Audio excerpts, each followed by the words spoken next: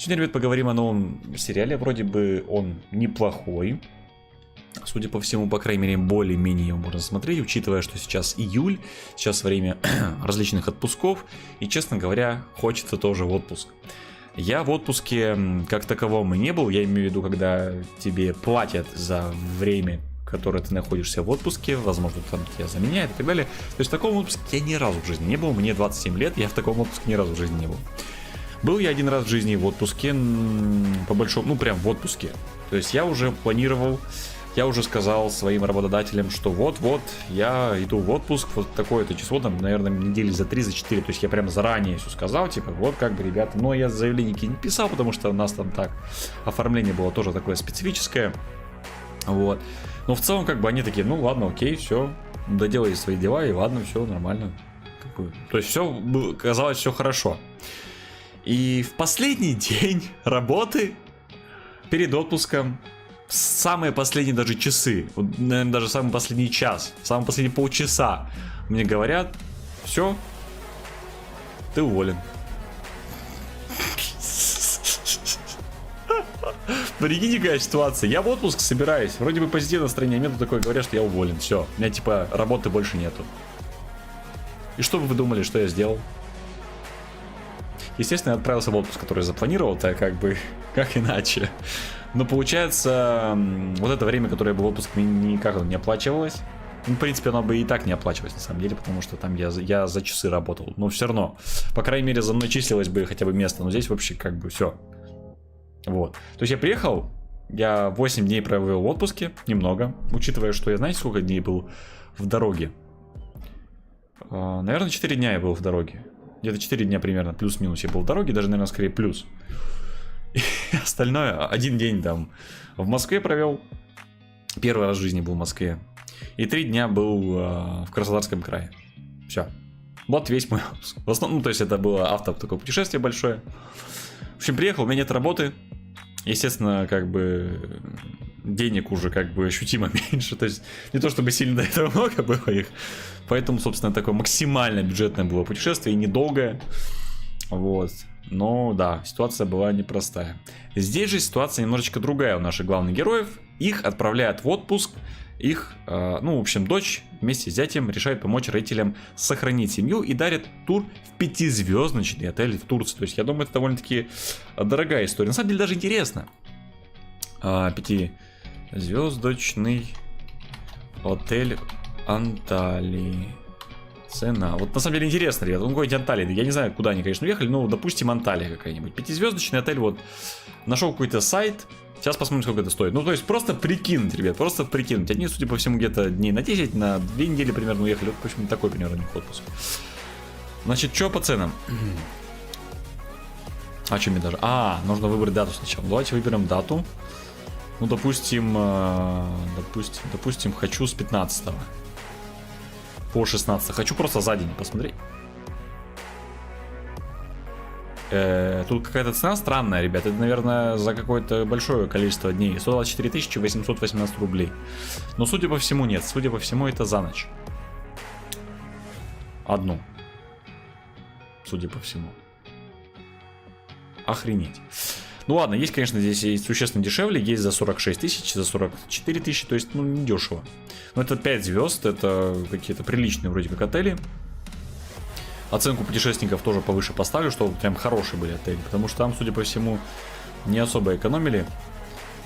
Так, ну вот, собственно, что у нас? Нет. Что? Какой-то удивительный отель. Подождите, короче, нет, все-таки 5 звезд исключительно мы выбираем. Нам нужно 5 звезд.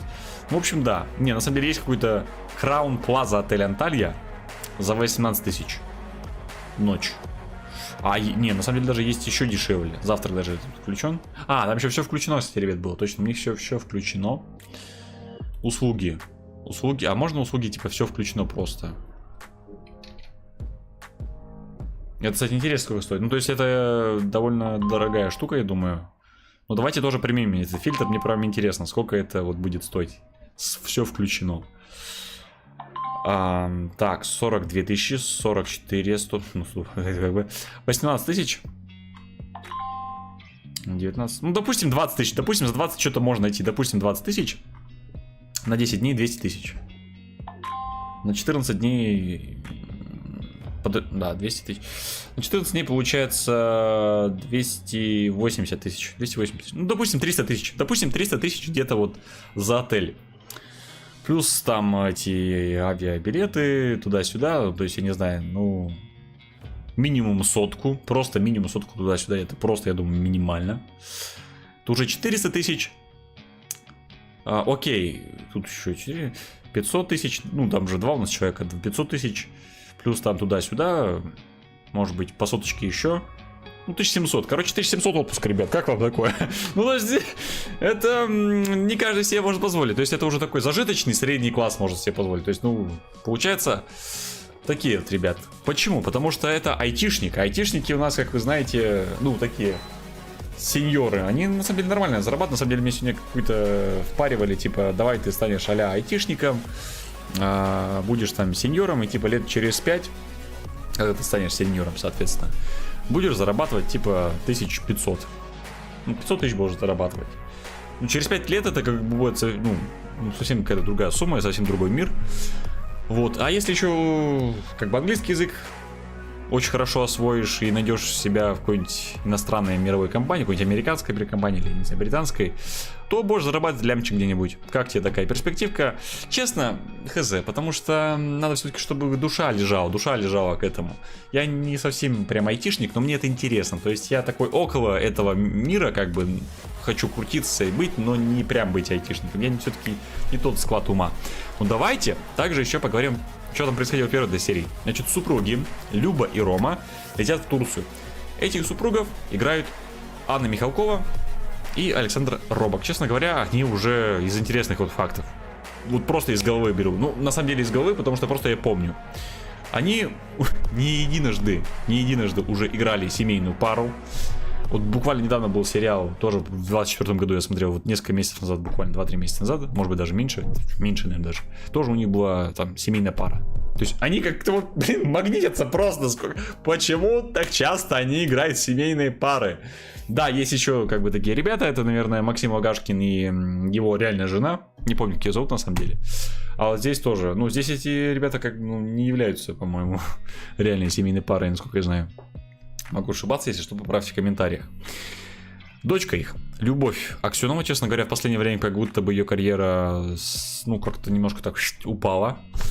И Виктор. Виктор кто такой? Виктор это, ну, новый друг. Они познакомились с Ромой на отдыхе. Он, на самом деле, сам даже познакомился. И Степа. Степа это как раз таки айтишник. Это как раз таки муж Настеньки.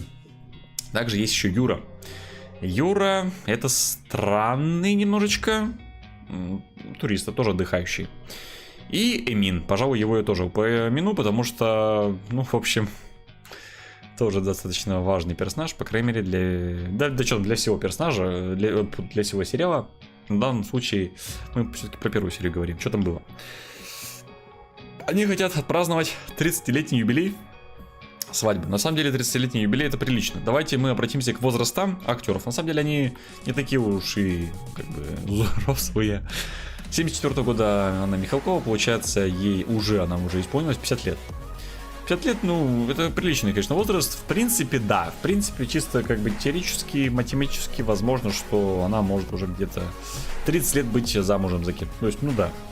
Саша Робок, Александр Робок, он 73-го года рождения, немножечко постарше, но ему еще не исполнилось 51 год, 50 тоже лет на самом деле. То есть как-то у них так оп-оп-оп. То есть в принципе, чисто теоретически да. То есть 20 лет условные наши персонажи выбежали замуж. Ну так, это я просто прикидываю. Некоторые там не нравится, когда я про возраст говорю актеров, типа актер, ну это же актеры, персонажа может быть совершенно другой возраст. На самом деле, ну да, если посмотреть Бенджамина Баттона, то есть там, например, Брэд Питт очень разных персонажей в очень разных возрастах играл. Ну ладно, окей.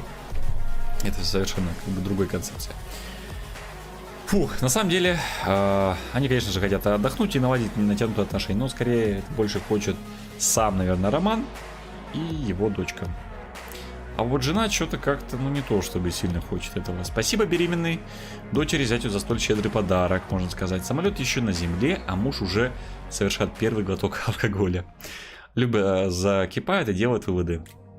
но как будто бы, с учетом того, что они 30 лет вместе, она как будто бы не, ну, типа, не успела к этому привыкнуть как-то. Это странно. С другой стороны, понимаешь, что бывает у всех, наверное, какая-то точка кипения, когда вот все, уже терпеть нельзя. Вот, наверное, у нее такая точка кипения настала. Рома пока не подозревает, каким последствиям приведет обычная перепалка с раздраженной женой. Она заявила ему, что все, разводимся, фигушки тебе на рагуле, мы больше не будем с тобой супругами. Но при этом они держатся такой крепко любящей парой перед дочкой. Она очень там часто звонит им по видеосвязи, спрашивает, как там, что там у них. А сама беременна, сама находится в больнице, вот-вот, видимо, родит. Соответственно, ей очень тоже хочется в отпуск на море, и поэтому вот хотя бы таким образом она там побывает. Вот какая-то такая, ребят, получилась у нас первая серия. В целом неплохо, не могу сказать, что прям опять же гениально, но на 6,5 баллов здесь я, пожалуй, оценю. Вот, в целом, как бы я уже и успел посмотреть, на самом деле, вторую серию, спойлер небольшой, но мы о ней чуть-чуть попозже уже поговорим. Спасибо, ребят, огромное за ваше внимание, пожалуйста, поддержите нас финансово по ссылке в описании, либо оформите спонсорскую подписку на наш канал. Также, пожалуйста, подпишитесь на все наши другие каналы, другие соцсети, все ссылки есть в описании, тем более есть там дополнительный контент, дополнительные ссылки в описании, в том числе насчет этого сериала. Так что, ребят, в общем, заходите, подписывайтесь. Огромное спасибо за ваше внимание.